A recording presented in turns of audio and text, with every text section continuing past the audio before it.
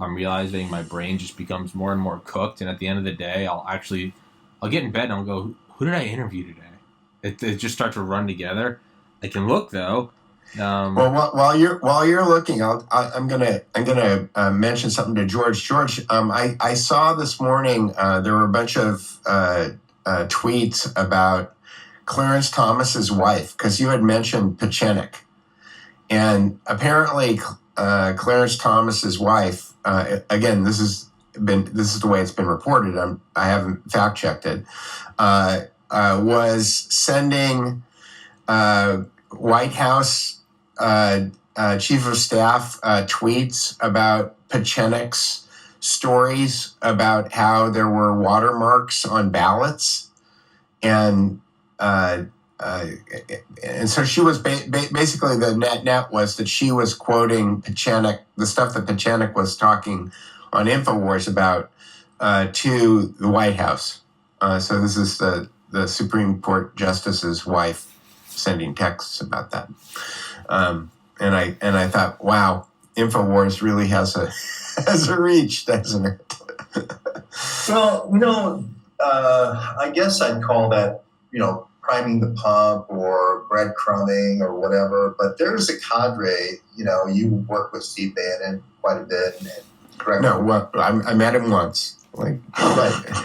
But there's an intermediary between you, put it that way. We had colleagues in common. Yes, many colleagues in common.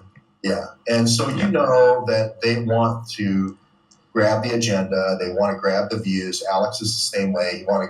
He wants to create sensationalism around every story. Doesn't necessarily want to wait for all the facts to come in, and doesn't want to leave the studio. And doesn't want to go talk to anybody. So Bannon on the War Room, it's kind of like a sandcastles in the mind kind of world, and then they decide on something, and then they just have 5 or 6 people come in and echo chamber it. And this is the kind of thing that happens where, Steve Pechenik is now the source of this story. And Mark Meadows is taking it like it's coming from the Supreme Court, adding oomph to it. So, I think this is where you really have to go to the metadata, like you said. You got to go to the BlackBerries. You got to say, okay, well, show me your proof. Tell me what Fruman's and Parnass's IP addresses are. Okay, where do the IP addresses resolve to? Oh, Battelle and Columbus. Great. Okay. And that's what Steve Bannon never has. If you notice on his shows, we've gone off into the 3 degrees of Saipov truckers land. Okay.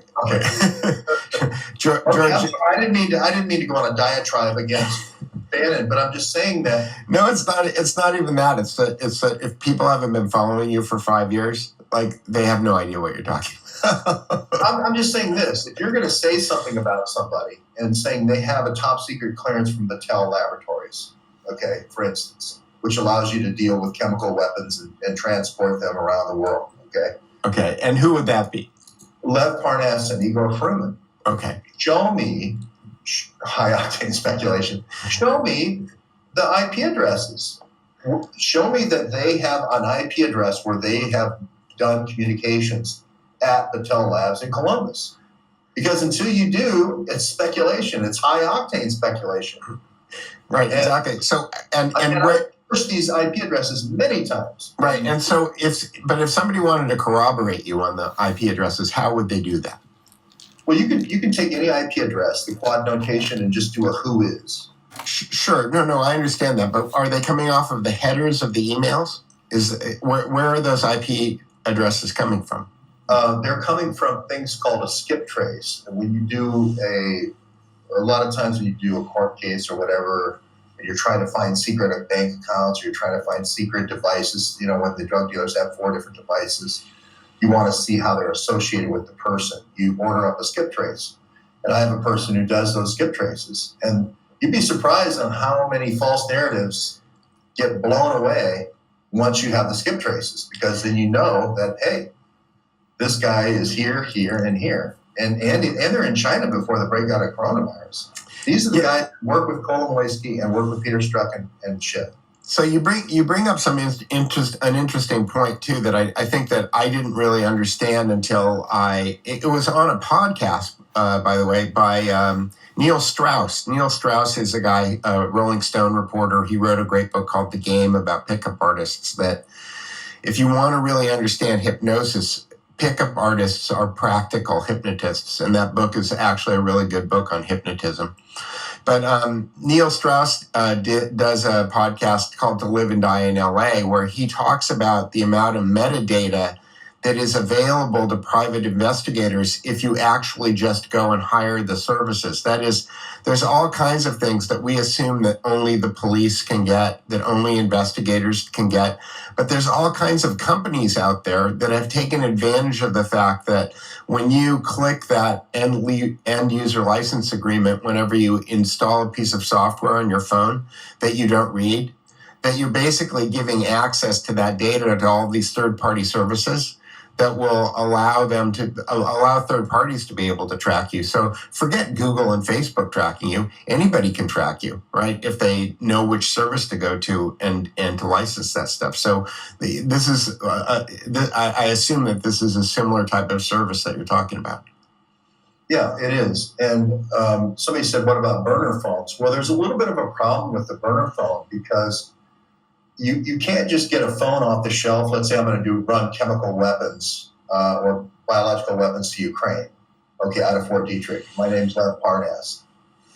I need to communicate with the people at Fort Detrick in order to say, hey, I'm going to meet you over at the restaurant to pick up the whatever.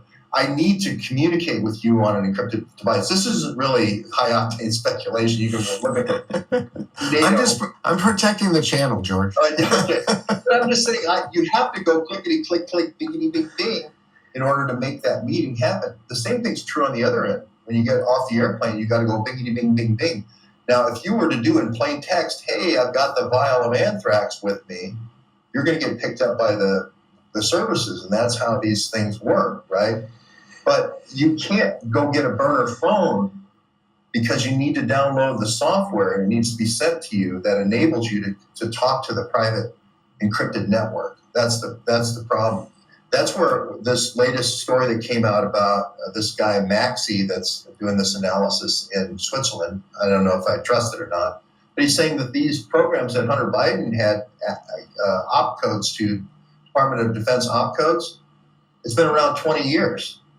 Since his brother was in Kosovo, since Beau Biden was in Kosovo doing the same thing.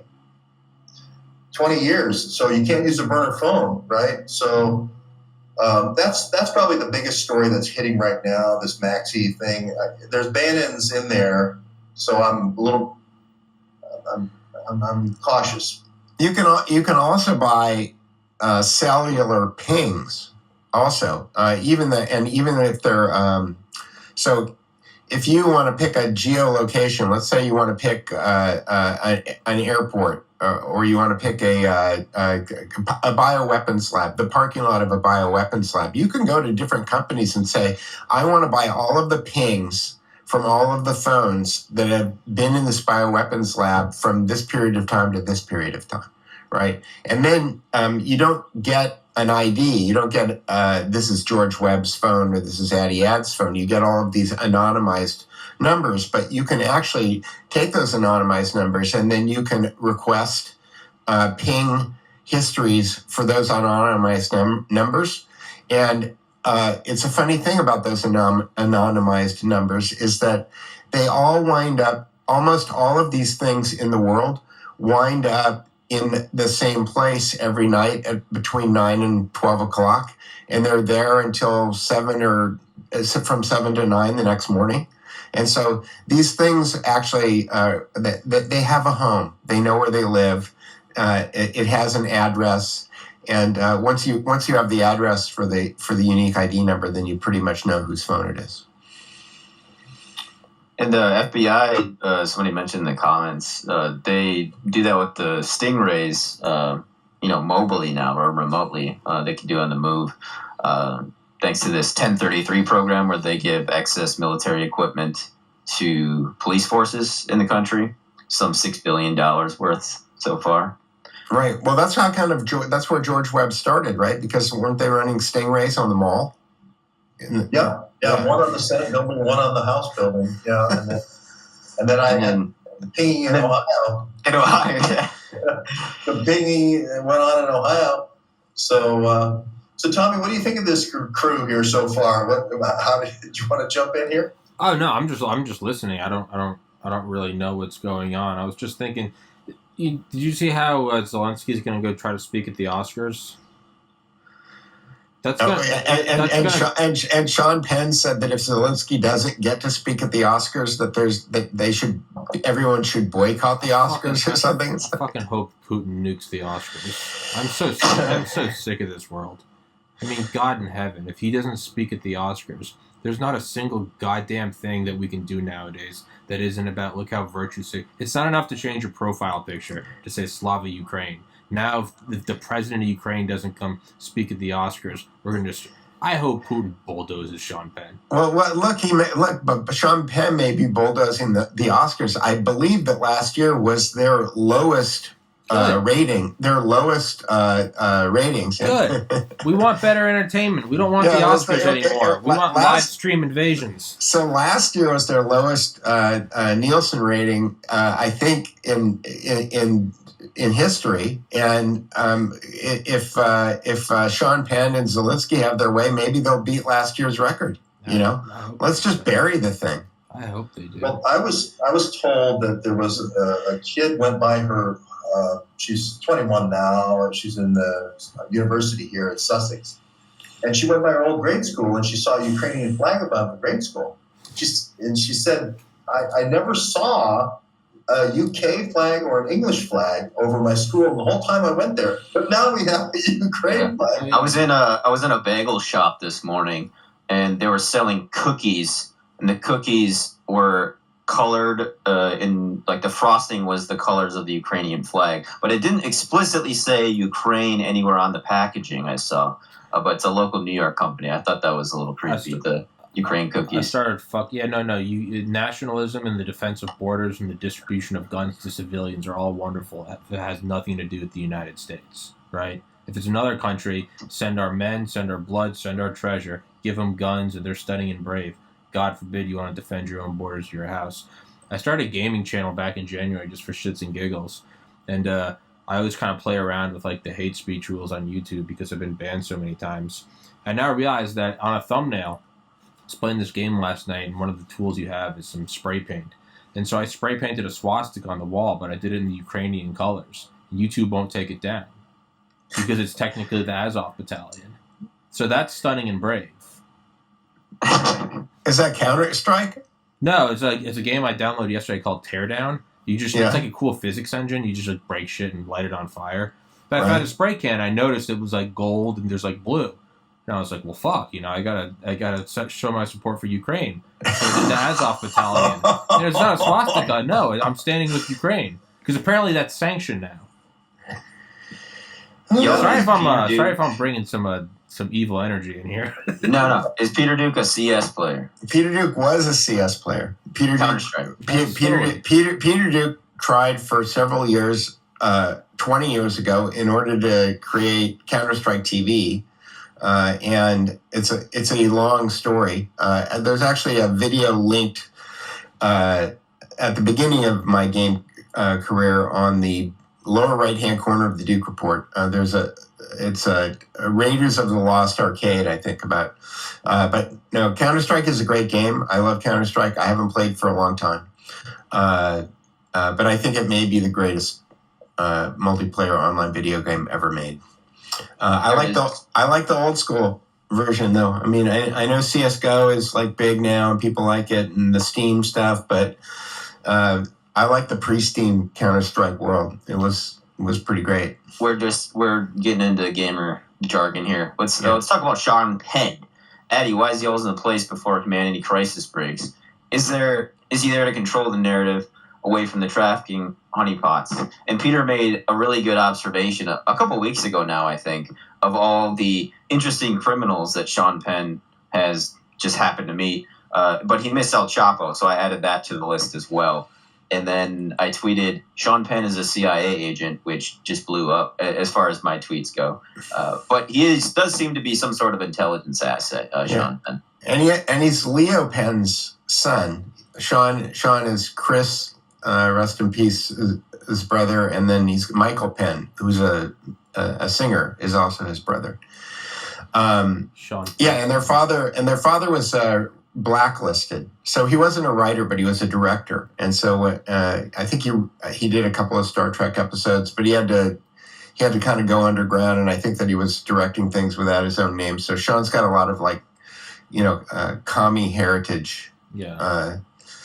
So he's met with Castro, Saddam Hussein, Zelensky, El Chapo, to name a few. He's probably just a pedophile.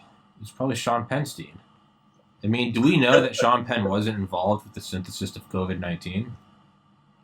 We don't know that for sure. I don't know. I don't have any documentation. George isn't saying that. No, he's not. I am. Oh, no. I fully represent Tommy's podcast.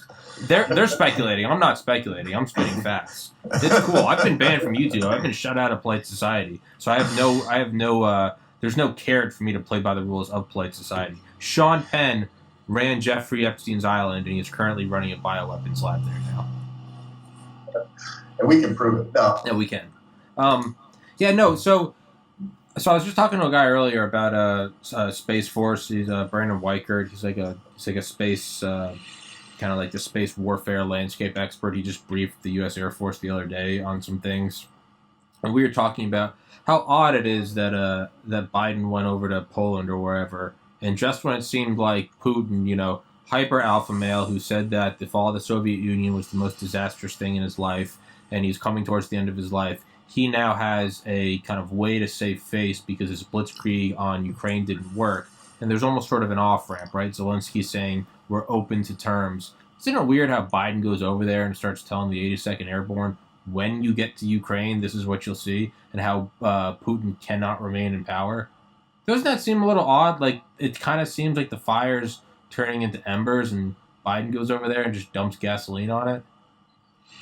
I don't see any evidence. I've studied military history my whole life. There was a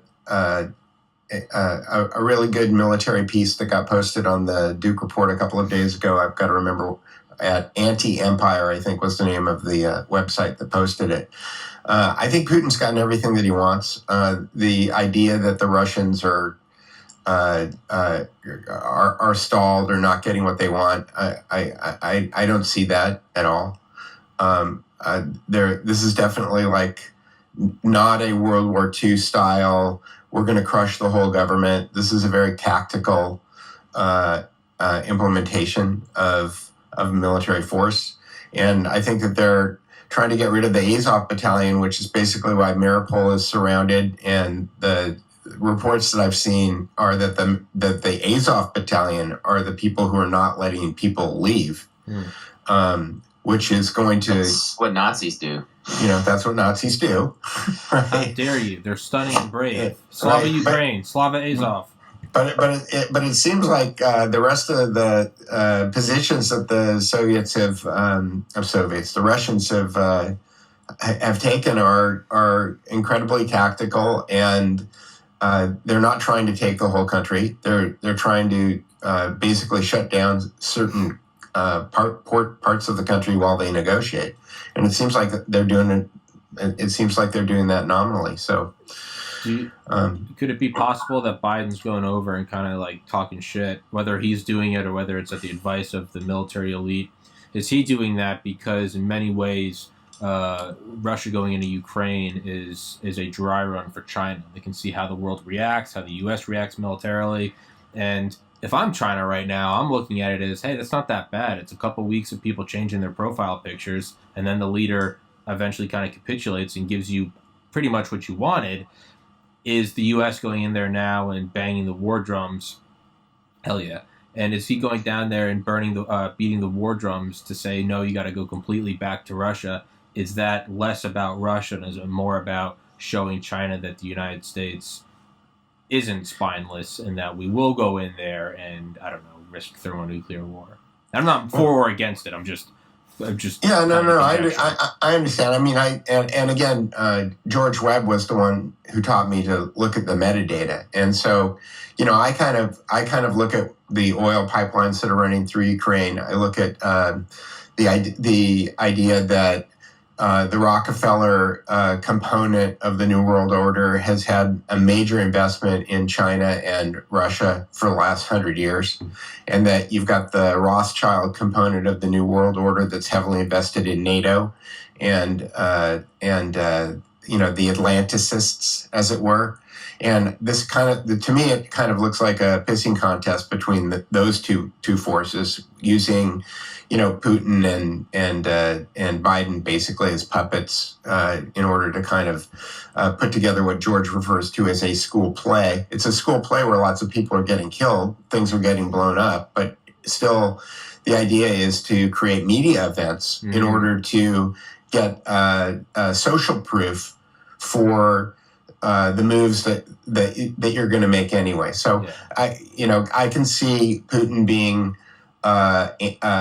in opposition to what's going on. I can also see Putin just playing a part like Peter O'Toole, walking into a movie and hitting his marks and saying his lines and doing what he needs to do in order to get the perception of the world moving in the direction that they want.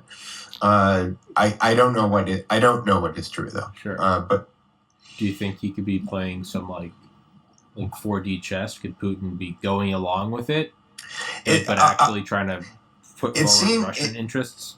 My gut tells me that there was some bioweapons false flag that was about to be pinned on the Russians. Yeah, and that Putin jumped in there before they could nail him for it.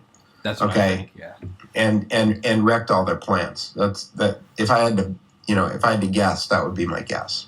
Well, the metadata of 2011, or when we started following the story in 2017 with Ilyana, it was only 11 biolabs that were known, and that went up to, in the last 5 years or 4 years, to 30 or 31. I mean, that's pretty provocative. Texas, about the same size, only has 3 biolabs. So, whatever agricultural reason that you're coming up with, it just seems very provocative on the border. But so if it was just bioweapons or biodefense, I wouldn't be concerned. And this is my theory about Putin.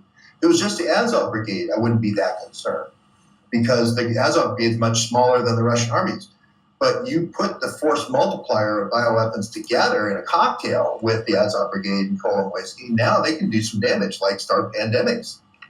So, it's kind of like putting Nazis together with Zyklon B. Bad things can happen. Right, and even if they don't start the pandemics, if you look at what's going on in I think it's Iowa right now with the bird flu, it's like those bioweapons aren't just being deployed against human beings, And in fact, if you read Annie Jacobson and Operation Paperclip, you see that the Nazis were actively trying to figure out how to destroy the food supplies of their enemies. I love that book so much. I love Annie Jacobson. Yeah. I'll tell her. No. Please. She won't respond to my email, so. Okay. Yeah.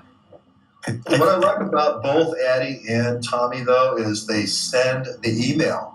They don't It's the hardest thing to do is to send an email. I'm serious. No. I mean, yes, no, you can send it. I mean, Obama said no. Putin said no. I emailed the prison where Ted Kaczynski's being held, and they wouldn't get back to me. So, you got to shoot your shot. That was the person who was up at... I know. ADX. I know, and he's held at ADX Florence. He's there with the 9/11 mastermind as well. Neither of them will come on the podcast. A big shame. Yeah, but you've had Malone on quite a bit, and he seems to like you quite a bit, and Ken Allebeck also. So just back on the Ukraine thing, it does seem like they are trying to play this thing out for whatever reason, to test out the new Switchblade drones or to test the new stuff. Yeah. It's like, we don't want to have just a month. We want to be able to bring it up, We just did the pandemic for 2 years. The next grift was supposed to be Ukraine, and these fuckers are trying to make peace within a month. Like, no, we wanted some headlines. There are some drones to test out. We're going to jack up the military budget. We're going to normalize $1 trillion a year to the DoD. I think what they wanted was autonomous ground drones, because we've already seen them in the air and in the sea. I think what they wanted was like iRobot type ground drones, not just the next generation of Boston Dynamics things, because in a weird way, wouldn't that be like a legal loophole? So it wouldn't be U.S. soldiers, it would be U.S. aid. We could try out new autonomous, and also just... Well, that's the way it always is, right? Yeah. But in the meantime, Russia is saying that they will accept people paying for oil in rubles or gold. Yeah.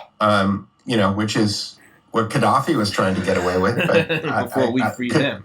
But Gaddafi didn't have, 3,300 nuclear ICBMs and submarines. So, Peter, if you bring up kinetic with Q on both ends of the word, yeah, Nelly Orr, they actually have an autonomous ground launcher that could fire chemical or bio rounds. And the guy who did the invasion of Libya, especially Tripoli, David Grange, wrote a book called Mech War, Mechanized Warfare. And he was... That's where Club K came from, right? Or was that the same Club guy K, who did Mech War? Yeah, Club K, I think, came from a journalist in Florida. I'm trying to remember her name. But you said there was I thought that general was somebody that you had mentioned earlier when you first introduced the Club K. Well, Club K was developed by Ross Baran Export, and was made somewhere. The Excalibur missile was made somewhere in the middle of Russia, like on the Volga somewhere.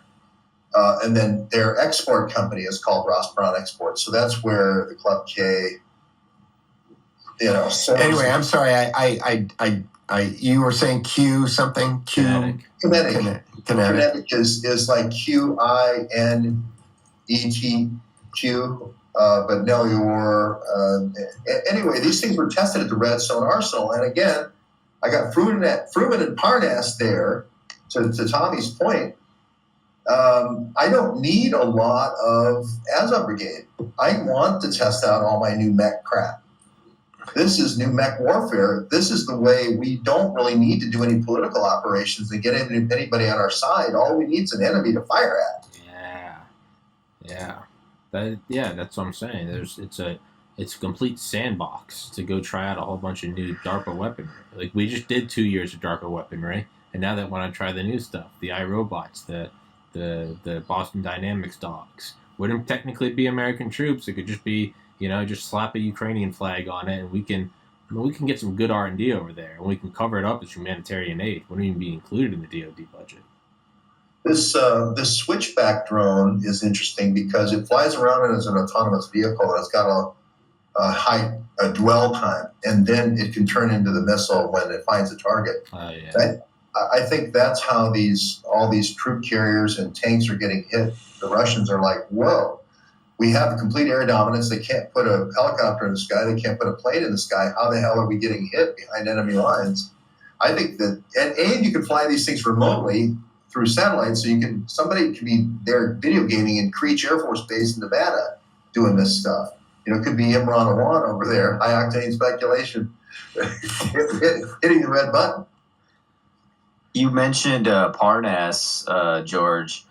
Andrei Kukushkin just got sentenced in the Southern District of New York in the U.S. versus Parnas case. I think just last week he got sentenced to 1 year and a day, and then I think 3 years supervision. Conspiracy to make contributions by a foreign national, making a contribution by a foreign national. 3 counts. See what they do with these guys? These are the runners. These are the bioweapons runners, right? And they should be going to life imprisonment. They should be getting espionage charges against them, right? But what you do is then you say, well, now we're going to have you give $1 million to Trump. And now you're an informant for us, right? And now we're going to cut a deal for you, and you only have to serve 1 year. We're looking at, the life. hangman. Yeah.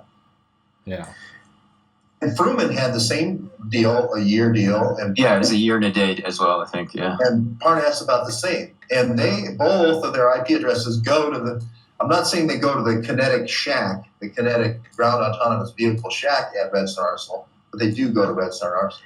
Well, it's interesting because I saw a video this morning, and if you guys will bear with me, I'll share. But it's William Kunstler talking about the idea that about what he calls the terrible myth. I'm gonna play it here. The terrible myth of organized society, that everything that's done through the established system is legal. And that word has a powerful psychological impact. It makes people believe that there is an order to life and an order to a system, and that a person that goes through this order and is convicted has gotten all that is due him. And therefore society can turn its conscience off and look to other things and other times. And that's the terrible thing about these past trials, is that they have this aura of legitimacy, this aura of legality. I suspect that better men than the world has known, and more of them, have gone to their death through a legal system than through all the illegalities in the history of man. 6 million people in Europe during the Third Reich, legal. Sacco Vanzetti, quite legal. The Haymarket defendants, legal. The hundreds of rape trials throughout the South, where black men were condemned to death, all legal. Jesus, legal. Socrates, legal. And that is the kaleidoscopic nature of what we live through here and in other places. Because all tyrants learn that it is far better to do this thing through some semblance of legality than to do it without that pretense. Damn. So, yeah, legal. It's the legal system. It's great, isn't it? That's great. Yeah, I mean, right? Russia going into Ukraine is the worst thing that's ever happened on planet Earth. But go red, white, and blue. We go bulldoze Iraq, and it's stunning and brave. Shocking up. Yeah. Legal. Yeah. It was legal. Well, who defines legal? It's probably the guys with the most guns. Yeah, the UN gives a charter or a Security Council decree. I think it was a UN Security Council decree for Iraq. But again, but I mean, it's in New York. I mean, there's some bias there. Where's the UN? It's the defendant of the biggest US city. All right, yeah, sure, that's fair. Well, look at the situation with that Addy's been covering with Ghislaine Maxwell. What did she hasn't even been sentenced yet. I mean, have we looked at the metadata between her and Sean Penn yet?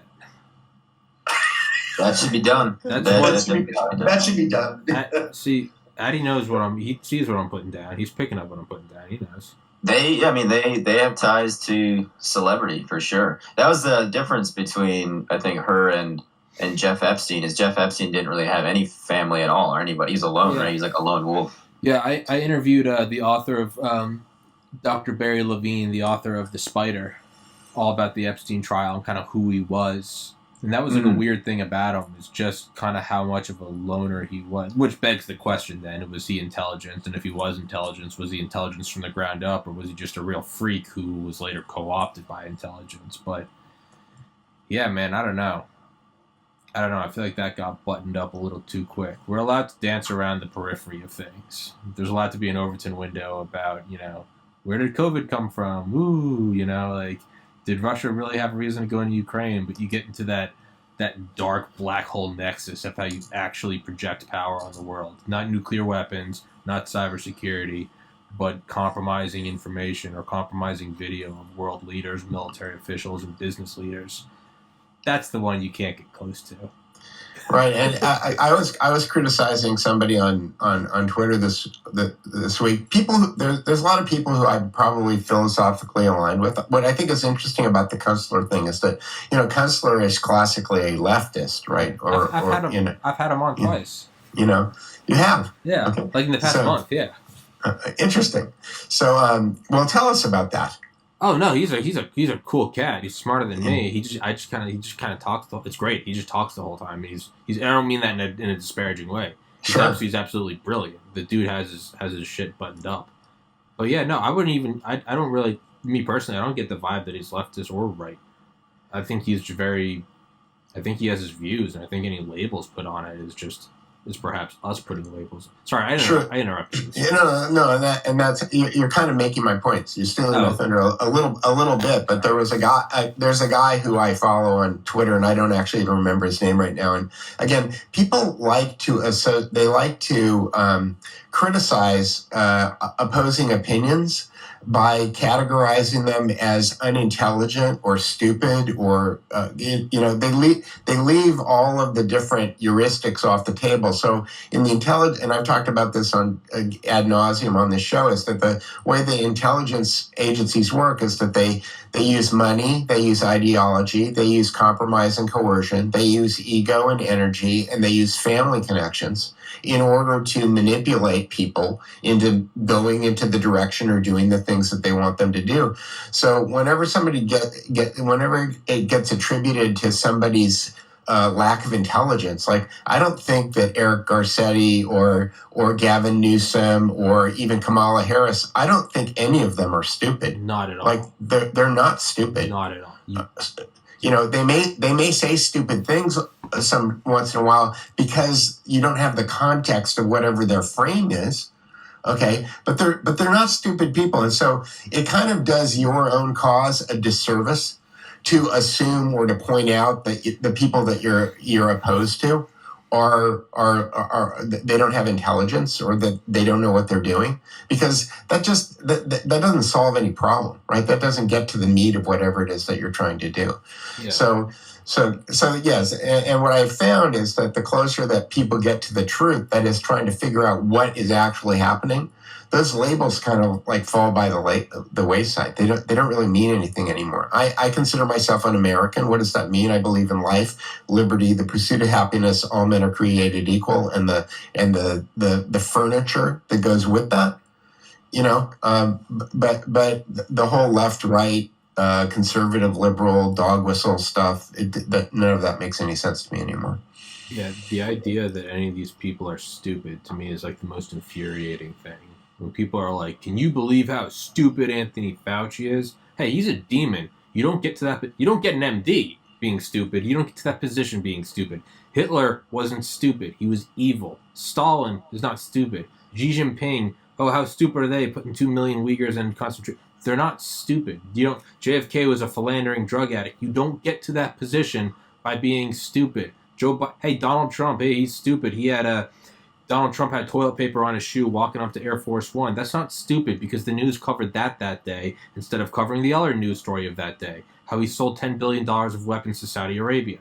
You're not stupid getting into that position. You can be stupid at times, and as you said, it could be the lack of context that makes one appear stupid, or it could be the tactical use of stupidity.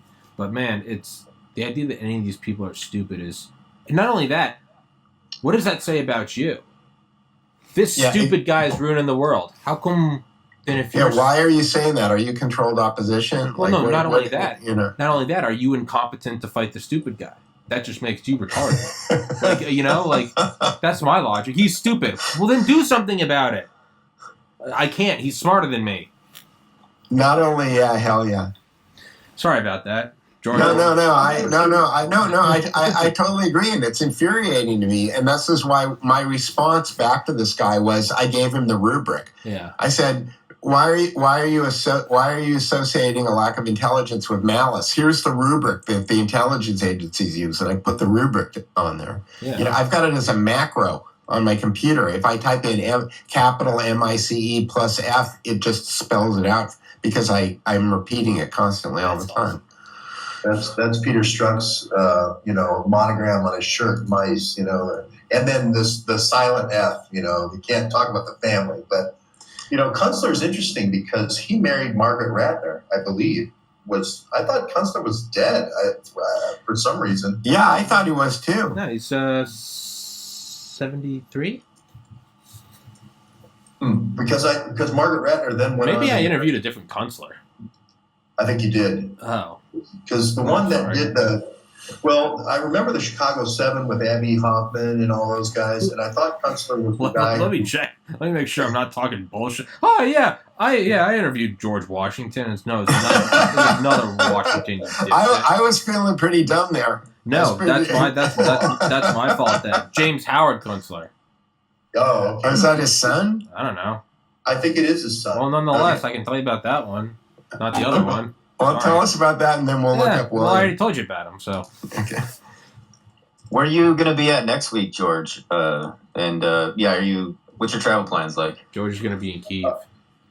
I thought about it. I really did. And not Kyiv, but I thought about maybe I still might go. But, there's no sense in dying over like tonight, there's a huge missile strike in Lviv.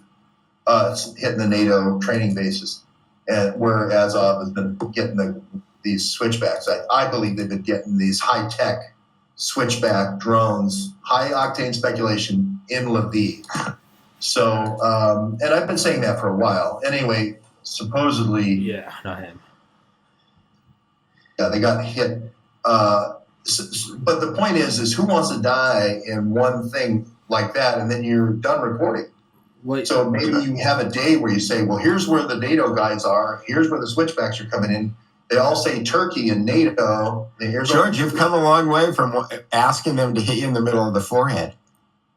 Well, I'm just saying the ultimate irony is you get hit by a Russian, Kharkiv missile. Then you're out of it. You're out of the ball game.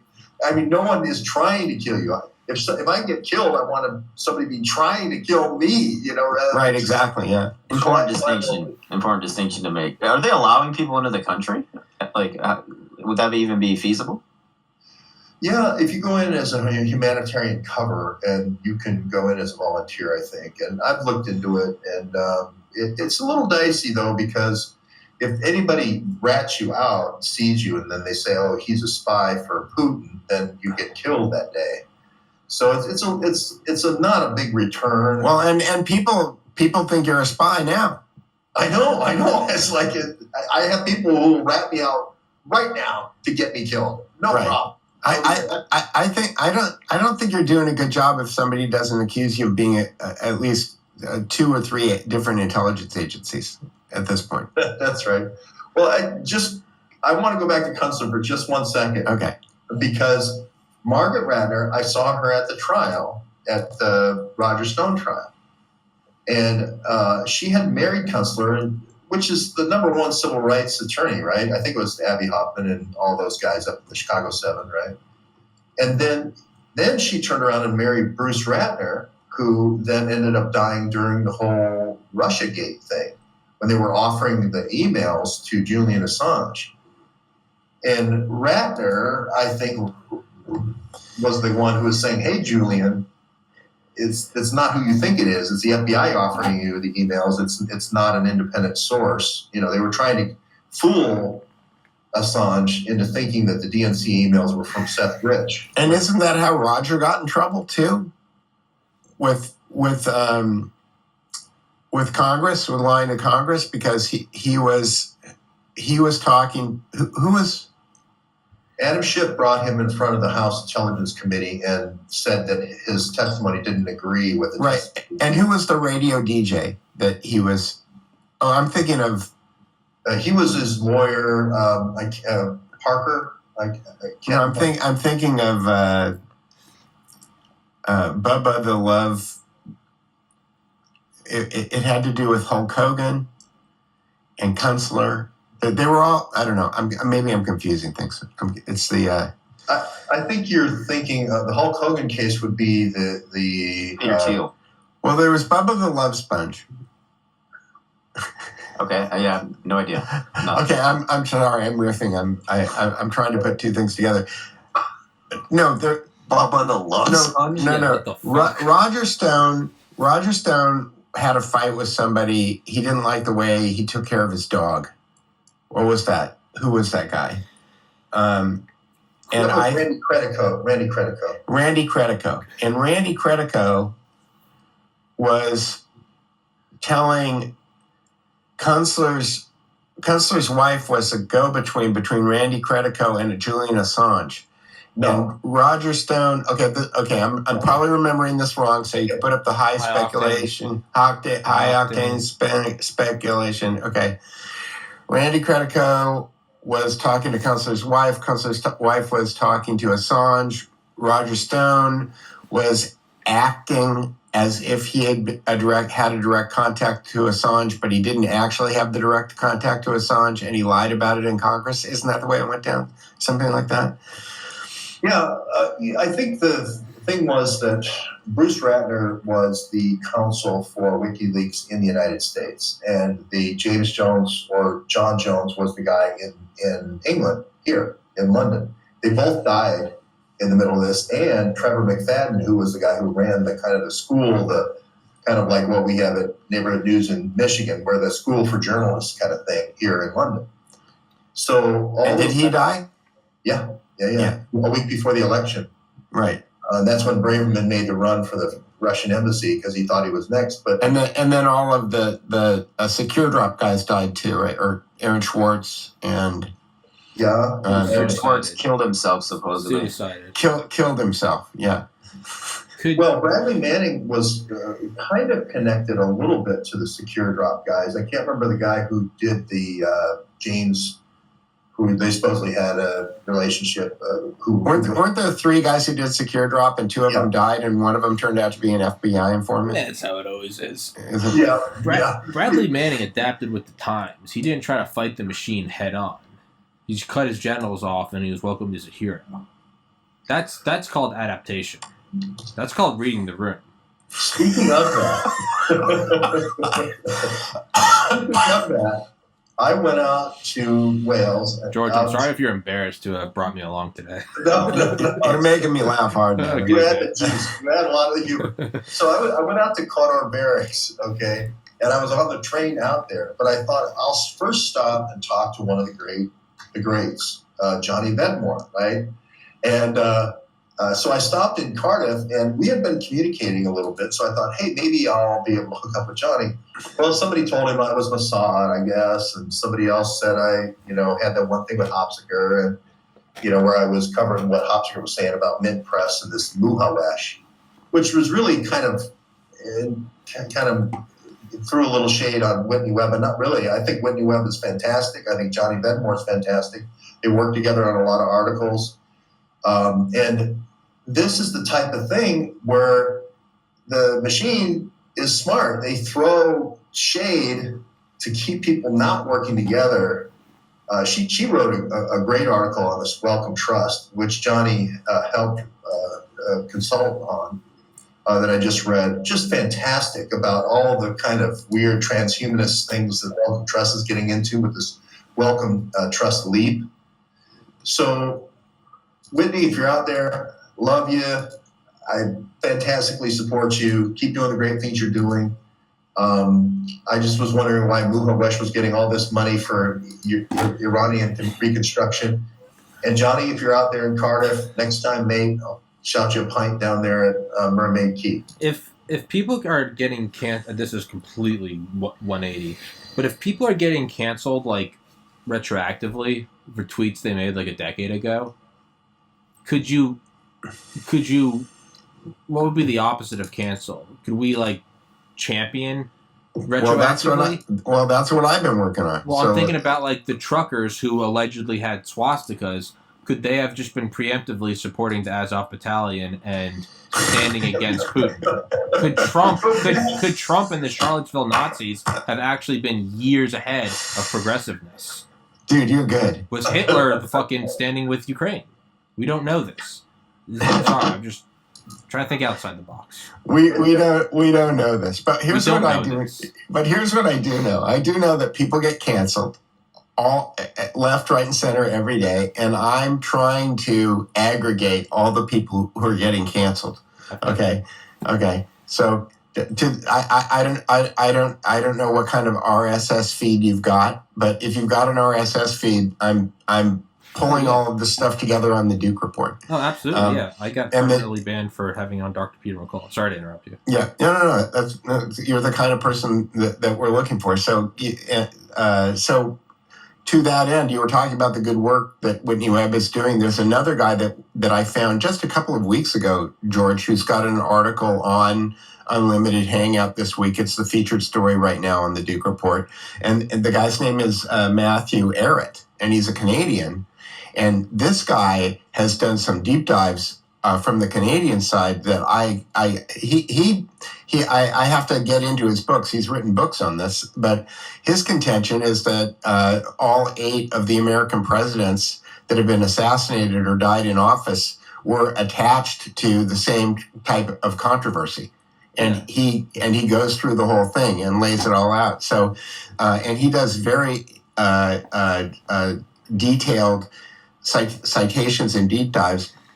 So this is an article that got published on the Unlimited Hangout yesterday, which is on all of the Rhodes Scholars that are in the Biden administration. And he takes it back. He goes through the whole history of the Rhodes Scholarship and how it interfaces with the Council on Foreign Relations and the World Economic Forum, and then he names all of the people and goes through all of the sources. So it's great, and so I highly recommend that people take a look at this guy Matthew Arrett. I just found him a couple of weeks ago. He's got a fantastic website that's got dozens of videos and really in-depth stories, and he publishes a magazine. And I don't know why I only found out about this guy a couple of weeks ago, but thank you, Whitney Webb, because she's publishing him. So, hell yeah.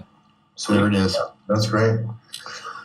Well, the Rhodes, I mean, if you want to go to the Wellcome Trust, that is where Rhodes bioweapons kids go to do bioweapons stuff. You know, I mean, the connection between Rhodes and Wellcome Trust is umbilical. It's very close. With the guy who's currently running it, this Jeremy Farrar, who is always where the first time anything gets humanized. So every time bird flu for the first time gets humanized, there's Jeremy. Swine flu, oh yeah, there's Jeremy. Oh, coronavirus, oh, there's Jeremy, bats to humans. And it's always this repetitive trope. Animals that never could ever infect humans, infecting humans. What's his name? Well, Jeremy Farrar is the current chairman of the Wellcome Trust. And both Johnny Vedmore and Whitney Webb write a lot about the Wellcome Trust. They did a great piece on it. Yeah, they've done lots of podcasts on it too. You think he has any connections to Sean Penn? I think Sean Penn has connections to Emilio Estevez. I mean, they look a lot alike. Yeah, I'm just saying. I don't know. My brain's been like completely fractured in the last 2 weeks. I finally read The Devil's Chessboard and Family of Secrets by David Talbot and Russ Baker, respectively. I've read a lot, but those 2 books kind of fun. Those and the week preceding that, I read Gangsters of Capitalism about Smedley Butler. I mean, I've always been aware of the Cold War and all the machinations of the CIA, and the kind of being like a clearinghouse for businesses and banks. But I mean, my brain's been cooked over the last 3 weeks to the point where like nothing is beyond the realm of possibility anymore. So when I see, like, all kidding aside, when I see Sean Penn come out and just start really making statements about Zelensky, it just seems odd to me. I mean, to me, it's your wife walking in the room and you saying like, how you doing, Tommy? And me taking my phone and going, this is my phone. You're not going to touch this. I am not cheating on you. You just kind of look at it and you're like, well, can I see your phone now? So when I see there's this wide like circle jerk and overreacting populace to what's going on in Ukraine. When Henry Kissinger comes out and says like or George Soros comes out and he's like, we got to stand with Ukraine. Man, every hair on my neck stands up. It just seems so. There's so many invasions. There's so many wars every day. We're blowing up like 9 countries every day with drones, and no one cares. But when this happens with Ukraine, everyone just just comes together right away and stands against it. Which, I mean, on a side note, if that doesn't speak for racism in itself, blow up brown people with drones, no one gives a shit. When a bunch of people with blue eyes and blonde hair get invaded, the whole world comes to a screeching standstill. But do you get what I'm saying? Like, doesn't it seem weird just how we just come out of the Middle East, and although it was a sloppy withdrawal, everyone, probably rightfully so, gives Biden some sort of credit for getting us out of that endless war. And it hasn't even been a year, and they're all frothing at the mouth to go defend Ukraine. Does it not? Am I the only one who just doesn't feel like 1 + 1 = 3? They wouldn't be putting Kissinger in the mix and using the heavyweights unless they were having some problem. I don't think it was Kissinger. I think it was Soros. I think I misspoke. But I mean, that's even worse. I mean, that's yeah, right. All right. That doesn't really save my point. Negative points, when you throw him in. There's always a currency to be manipulated if you're talking about George Soros. Addy, you asked me where I was going. I'm going to go back to the United States soon at some point. Yeah. Okay. So you don't have a travel date yet, or anything, or any travel plans you want to share? No. But I thought about going to Rotterdam. I thought about going to the Erasmus lab that weaponized bird flu, that made bird flu human infectable. Because I think there's a definite connection to Ukraine biolabs. But look at all those! Wow. Yeah, this is to Tommy's point. Somebody pointed this out the other day. I think it might have been Richard Grove but you go into Google image search and type in yellow blue COVID or COVID yellow blue, and then you start to wonder about how long the Ukraine thing has been in the pipeline, because there's so much artwork associated with COVID-19 public awareness that has the blue and yellow color scheme associated with it. It's a little odd, don't you think? What did you type in for that? I typed in blue, yellow, COVID. Okay. Yeah, it's a similar vein to those cookies I didn't buy this morning. But I wanted to, I don't know if I brought this up or not, but Whitney Webb featured an episode I did with George on Epstein back in the day. So I was going to bring that up earlier. And didn't you bring up a comment, Peter, earlier? I did. Somebody about asking George something about converting textile mills into some kind of chemical production. Yeah, well, you probably saw that Biden's had some communication with DuPont in these laptop emails and so forth. There was a guy from DuPont. I was at one of the trials. It was the Uranium-1 trial. He came up to me. He was a chemist, and he was a biologist. He'd worked with Bruce Ivins, but he had a PhD in chemistry as well. And he said to me, the reason why the Nazis used textiles in the space between World War I and World War II is because they could be disguised. You only have to add one more nitrogen to the double bond in textiles to make TNT. That's trinitrous, whatever. Toluene. And so when Imran Awan and Rahm Emanuel had a textile mill that they stole from these 12 farmers and looked like they were building a huge factory there, people talked about it might be weapons, it might be bioweapons. The Nazis used textile factories, and I can't remember. They did it with Krupp Industries as well. They were making like forks and like metal wheels, and also researching like longer bore-barreled artillery guns. Yeah. Textiles. Peter Nygaard. Who's the other one? Wexner, right? Textiles. Well, Wexner is Mr. Compromise there in Columbus. Isn't it interesting? They always have the supermodels with the high cheekbones go to places where there's Q-level clearances and bioweapons. Why isn't it like a New York runway? Why wouldn't you go there? I guess Epstein did have some go there. But here's Columbus, Ohio, which is, you can get some great Ohio State jerseys, football. But there's really nothing there other than Battelle Industries and the bioweapons. And that's where Les Wexner decides to make the Gap and the Limited and all these things.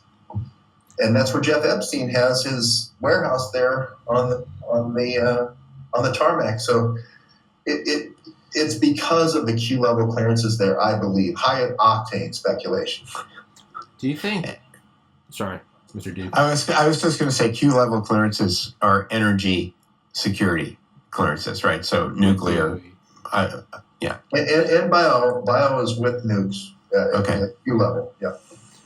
Doesn't it seem like there could, if you tried to find order in all of this, and there's not always order, but if there was order in all of this, couldn't you say that like the U.S. was jonesing for another Cold War, and in order to kind of move the Overton window and get the public support, you could do it with bioweapons? You could say the first was we released, and this is obviously speculation, we released COVID right by the Wuhan laboratory, like, which is absurd because, I mean, if like a virus came right out like in like the town next to the CDC, anyone with half a brain probably wouldn't blame the U.S. You would imagine someone released it right there intentionally. If we let's just walk that out. If we did it in Wuhan, and let's say we're getting ready to do it again somewhere in Ukraine and blame it on Russia, what you'd be doing is forcing Russia and China together in one neat little bow, and we could say there's the enemy of the West, and then you get NATO up and going, and then you have this whole other Cold War that you can milk for 45 years and kind of reestablish hegemony. And let's say Russia thwarted that, and they found out there was going to be a bioweapon attack, so they went in and invaded Ukraine. We're still kind of getting the same end result. We're pushing Russia right into the hands of China, who are the only ones not sanctioning them. Do you think there's any sort of manipulation by us to intentionally lump them together so we got a great big boogie monster? It depends on who you define as us. United Right. States, American-based, North American-based military-industrial complex banking nexus. Okay, so this reminds me of there in the lower right-hand corner of the Duke Report. There is a debate between Alexander Dugin and Olavo de Cavaliero, where they actually debate exactly what you're saying in 2008, and. Okay, exactly what you're talking about right now. They were debating it in 2008, and Cavaliero points out to Dugin that his misunderstanding of the United States being controlled by the people that you're describing right now is an error in his logic for his being able to figure out the forces that are controlling the world, that the globalists use the United States and the military-industrial complex and the tax base and the blood and treasure, okay, in order to manipulate the world, in order to get what they want, but to mistake the government of the United States as the people who are in. That is, we have this fantasy that we elect our leaders, and that the demos is in control of the leadership here, and the reality is that there is a super leadership that is telling the government what it's going to do, and it tells each government what they're going to do. The same way that people play Risk on a game board, and so it's a little bit of a difficult question to answer from that framework, just because I don't think that the people who are necessarily in control are the same people that you're talking about. Yeah. It's in the same way. It wasn't just North versus South Vietnam. Right. There were probably some people in there that were like, do you think it was just our plan? And it's like, dude, there are bigger powers behind both of us, the Soviet Union and the United States. So then you got to wonder, well, the powers that are just utilizing the United States, the government, the military machine, the tax base, and kind of co-opting it for their own agendas, what would their desire be? In a weird way, I kind of think it's the same. I think they want a bipolar world. It's easier to divide and conquer, and it's easier to kind of muddy the waters with if it's the Cold War, like you kind of just accept that there's like CIA black ops going on. If it's peacetime, you have a little more problem. Well, I think that ultimately what they're aiming for is one world government. Well, sure. The way that you do that is you collapse 200 governments into 3 governments, and then you collapse the 3 governments into 1 government. So maybe they were trying that in the Cold War, and maybe the Soviet Union wasn't supposed to fall, and maybe it's part 2. And they're like, Yep. we've learned from our mistakes, and how else to do it but make a massive alliance? You just call it. Didn't Biden just release sanctions on India? What the hell are we doing putting India and China and Russia together? I don't know. Seems like we're kind of cutting the world in half. Yeah, it seems like we're dividing it into continents. Yeah, like collapsing 200. Peter, would you mind blocking Major? They're conspiring for my death here in England, and I just What? want to get out of the country before MI6 or MI5 take me out. Major Badcock, is that what it's Yeah, why don't we get rid of? Oh, is there a chat? Yeah, there's a chat. Oh, and I thought you were just.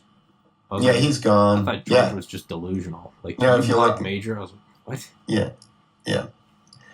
Tommy, you're going live all around the world. Let me tell you, Yeah. this is. Yeah, you're on YouTube, you're on Twitch, you're on D Live, you're on Odyssey, you're on Bold move putting me on YouTube. Twitter, you're on Twitter. Bold move Periscope. putting me on Twitter on YouTube. You'll get. I am radioactive. You will get nuked. Well, thanks, George. God, I'm sorry. Yeah. Well, I survived. I was on last weekend, and they're still here. All right. Well, hey. I don't know. I think perhaps our high speculation, high octane speculation banner might actually maybe save you. maybe saving us. You know, this is. I didn't mean to get rid of it there, but You should no, just have it circulating my box the entire time. Yeah, we should probably just figure out how to do that. Yeah, exactly. So, no, I think that, as long as there, my favorite, there's a couple of different ways of framing things that I've brought up earlier. My friend Fleckus Austin Fletcher, often when he's about to say something a little bit controversial, he'll preface it with, I had a dream last night. And his co-host goes, well, what happened in your dream? And then he explains what happened in his dream. And he ends every sentence with, in my dream. And that way he manages to just kind of sail under. George Webb started off, though, he had the best one, which was, I'm not saying ... I'm not saying ... That worked for a long time. It was very good, George. It was a great conceit. It was very good. I think you just gotta. And now Wolfchild is also conspiring for my death here in England. So let's get rid of Wolfchild. Well, we have Jason Burmis on at 6:30 p.m. Eastern Standard Time. If anybody wants to join us, then just plug in that show. So Great. I love Jason. He's a good guy there. I think the guys at InfoWars, like I knew, what's the one kid that was Owen Schroyer, they work really hard. They do. They really go out and try to get the stories. And I'll just say this. I mean, Alex is a tough guy to work for. I think Burmis no longer works with them. No, I think he does the fourth hour every once in a while.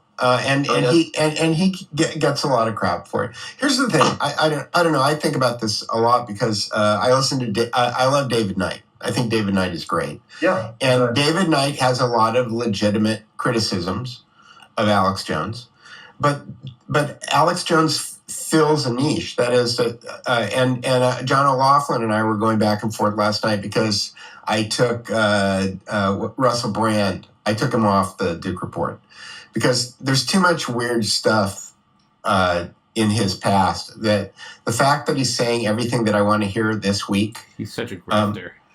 He's such a grifter. Well, I think you might be too kind in calling him a grifter. I mean, it might be worse than that. But it's only going to get worse. I've talked about this before. People like Steve Bannon. Steve Bannon says everything I want to hear. But I don't link to Steve Bannon. I don't link to the kind of red meat for lemmings kind of stuff. It's like if you've got evidence-based journalism and you want to talk about what's really happening and you want to cite your sources and come up with logical conclusions to things without name calling, then I'm interested. But Russell Brand has a great audience. He uses a lot of neurolinguistic programming. I can tell you from having studied neurolinguistic programming, he's very good at it. And but there's enough creepy stuff. Somebody sent me a video. Like, people send me videos all the time. People I have on my shows, and they go, "Oh, what do you think about this?" And it's like I have to go watch it and figure out what I think about it. But the reality is that, if people are presenting evidence, like there's one weird thing about Russell Brand. There's one source. I think it's reclaimtheweb.net, and he uses it as a source all the time. There's something that's very weird iconographically about. I can see Addy. Maybe Addy's going and finding it now. What up? You said reclaim the web? I think it's called reclaimtheweb.net. Okay. And it's weird because he uses it as a source all the time. And they have a very kind of like odd logo. It's kind of like, is it Antifa taking over the world? Is it Azov battalion? Like, what is it? It's like 3 red arrows going around the world, and he's always using them as a source. And I thought, well, who is that? And so I'm watching him one night and I'm looking it up. And it's like, it's one of these websites where there's no about. Like the Duke Report's called the Duke Report. And if you look in the lower right-hand corner, it's like Peter Duke's website. George Webb is always trying to be George Webb. Addy Ads is trying to be Addy Ads. But these websites where they have these generic stories and there's no author, and there's lots of links. And so I found the contact and I wrote them an email, and they said they didn't even know that Russell Brand was using them as a source. And I said, well, how do you not know that? Because he's got 5.8 million followers. And when he uses your site as a reference, it's got to be bumping your traffic. And they said, well, for privacy concerns, we have no analytics. So we don't actually know how many people come to our website. Well, I'm calling bullshit on that because there's a certain amount of infrastructure that you need. Like I know that on the account that I've got the Duke Report running on right now, if I get too much traffic, it's not going to work. I'm going to have to turn the knob up, right? I'm going to have to add some more resources there. So I don't know. It's all very weird. It's all very weird. George, could you do a skip trace on Reclaim the Web? You can do it. Go right back to Langley. Yeah. A lot of these are, total, Lee Stranahan used to say, total spectrum dominance. Oh, yeah. No matter what issue it is, I want 18 guys that are my guys, all kind of doing variations on the spectrum. The same story, it seems organic. And then we'll have cash going to just those 18, and then no one else will get any support. And that's why I say, most important thing you can do today is buy Peter Duke a coffee, or buy Addy Ads a coffee, or Tommy. I think, do you have a Patreon yet? No, nothing, right? Nah, just come to Rumble and subscribe because I'm permanently banned from YouTube. Just do that. Tommy's podcast. Yeah, and Rumble, and you can make some money on Rumble, right? Very little. It doesn't matter. Yeah. No, there's no winning in this. I'm just going to be killed either through desperation or by the CIA. So just come subscribe as a middle finger to the world. There you go. Or don't, or do it in a happy manner. And the MI6 assassins and the Jack. Joke's on them. I'm friends with the CIA assassins, so it's going to be a battle to the end. Well, I wanted to tell them that they wanted to make sure everyone knew that I was GEOWEBB on Venmo. Good. So the assassins got their plug in tonight. Good. The assassins can, yeah. This is a crazy site. Yeah, no one doesn't track your analytics. Anyone that has any sort of just so this one has an author, Kevin Macon. Ken is a teacher. Okay, so this one, okay, great. So and maybe they added this since I pinged them, or I missed this before, and if I did, I apologize. Yeah. But I was going through the site and I was trying to figure out, well, who is this site? I was going down here and I was going contact. That's how I contacted them, as I clicked on contact. But, I was trying to figure out, and apparently they are a subscription base. You're supposed to pay money for this. But they don't do a really good job of explaining what it is that you're paying for. You can buy a T-shirt and stuff. But anyway, this is a site that Russell Brand cites a lot on his videos. Yeah, I don't know. I might just be like kind of proving my own point earlier when I was like, I don't like calling people stupid because they're smart. That might be my own flaw, me calling Russell Brand a grifter, and it could be much worse than that. It might not just be because it's the clickbait thumbnails. He's showing his teeth and his gums and his eyes are wide open, and it's like the New World Order said what? Like you will never believe this.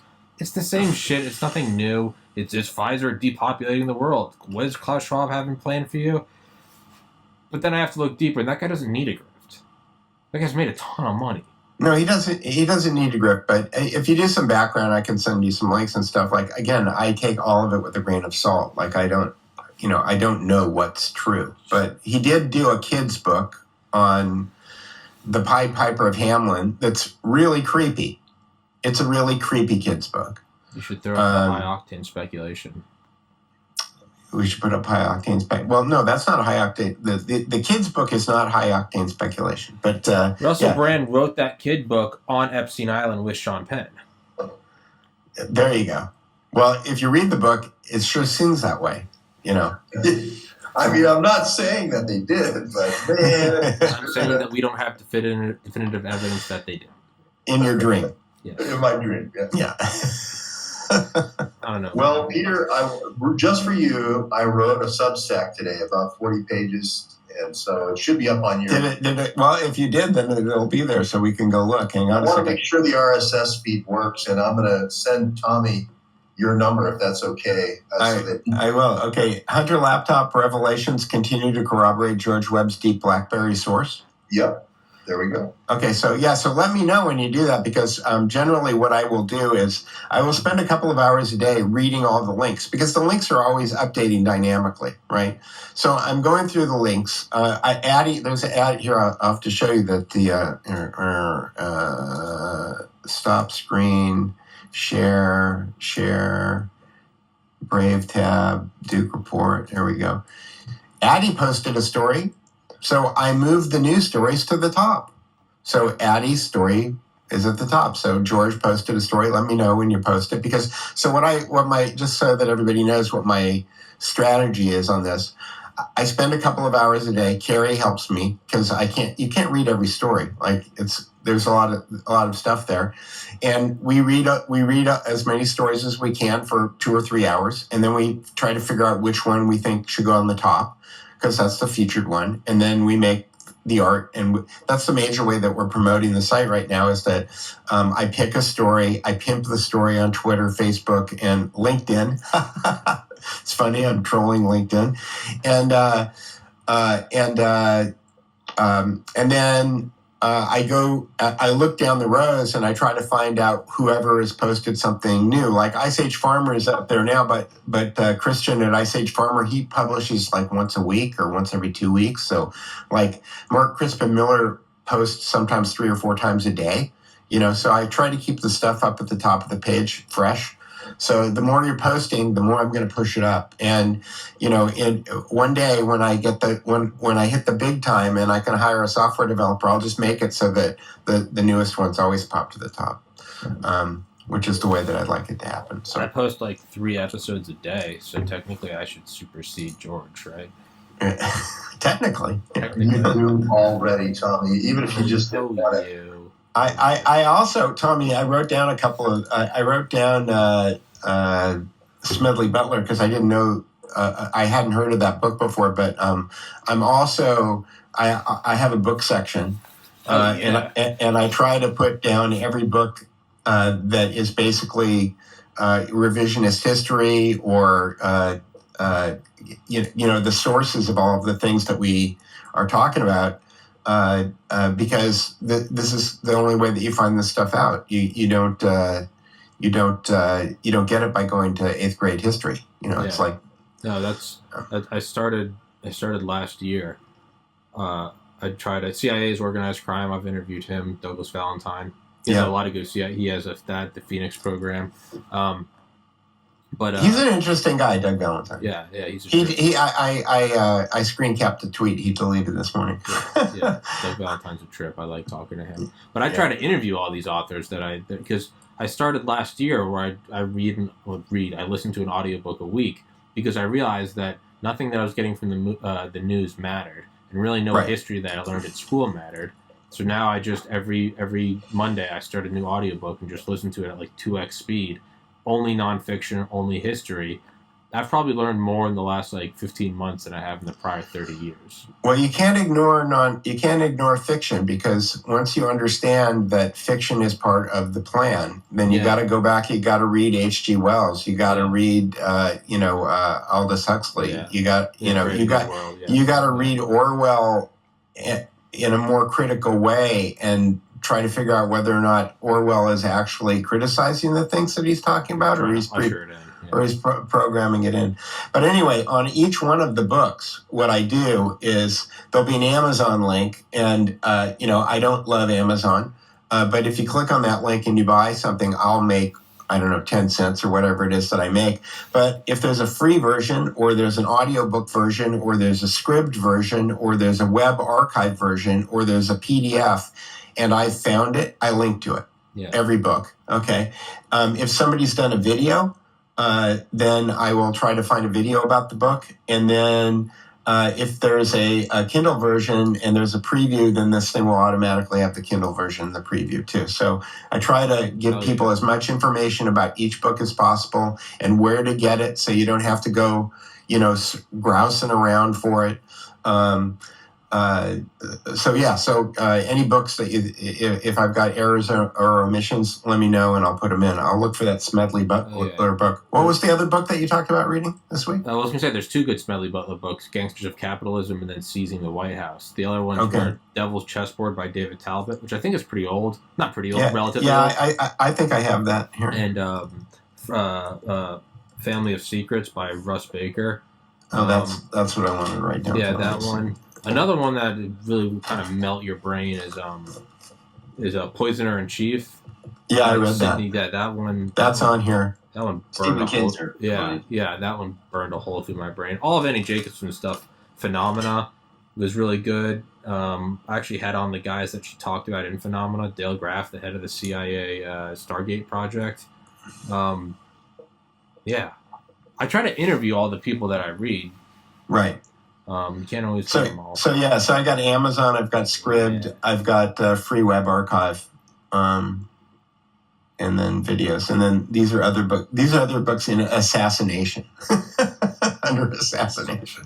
Jesus. I want to give a Did you shout out. manually do that, Peter? What? Or you created that assassination category? Yeah, I'm always trying, as I get these books in here, what I'm trying to do is I'm trying to figure out what kind of a series you would fit them into, and so I look for a theme. And if there's a bunch of books that have assassination in it, then I just create an assassination series. So Sweet, awesome. Chris, I'm gonna have to get some dinner, guys, because before our next show. So, all right. You want to keep going, Peter, and then No, I'm good. We can wind it. I just wanted to shout out to Chris Milligan. That's Whitney Webb's publisher. A lot of great books on that. I forget all of a sudden they're Trine Day. Trine Day. Thank you. yeah. I think we nailed it, guys. We can't do any better than what we just got done. Yeah. All right, very good. Well, we'll talk to Addy and I will be back in an hour and 10 minutes with Jason Burris. About 40 minutes, actually. 6:30. Does that work, Peter?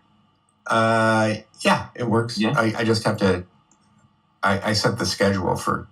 Oh, yeah. I mean, either way. No, but it's fine because we're not on Facebook. Because I get this, Tommy. I'm on a timeout from being able to stream on Facebook because I posted a Jeffrey Dahmer meme. It was Jeffrey Dahmer in a grocery store, and it said, "If we run out of food, at least we'll have each other." And so they told me I couldn't stream anymore because I posted that meme. What was that? There was some great rap song from a couple of years ago where it was like, "Eat that ass like Jeffrey Dahmer." I thought that was great. All right. Well, with that, I was gonna say, get banned from YouTube. That one's fun. You can get on my level and get IP banned from Reddit because I pulled that one off last summer. So. Well, let's try not to do that. I don't want to get you guys banned, but if it does happen. We got the high octane speculation banner. If that doesn't save us, nothing will. Talk to you soon. Nothing I said is factual. This was all my own fever dream. Thank you very much for having me on. You're welcome. Thanks for. Take care. We'll do it again sometime. Oh yeah, man. Thank you so much. Nice to meet both of you. Thank you so much. Very good. Later, George. See you later, George. Thanks, Tommy.